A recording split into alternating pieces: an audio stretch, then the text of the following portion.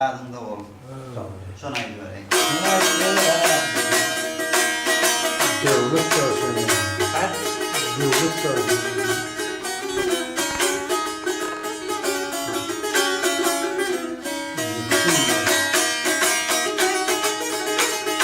Ata sıktım diye gözüm güldürme.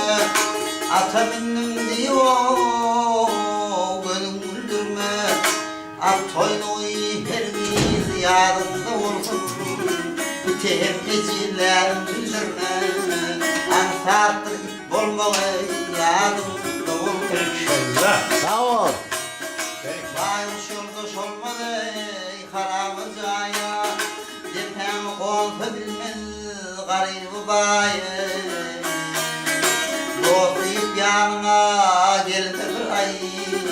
Dostluk bulup gitmez yanımda olsun.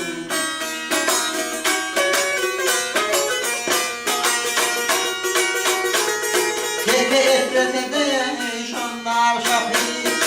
Olgun çobanımdan o alarlar haki. Eşek tokmanın kemelse yükü. Defer iyetine yadım olsun. Karga peltellete durgun defemde. Olgun toy tutma sen o asla kapıyında. Bilbiller kayrata kuklan vaktında. Yavşan yurdu işine yadımda olsun. Sağ ol.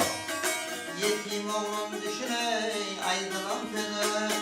Durgun çep kaçarken kavruk sarıya. Akmay boğuluyla çıktı bir düdüm. Kalındı köşeye yadımda olsun. Bitehip gecelerini bildirme. Eşek tokmanın kemelse yükü. Defer eyetine yadım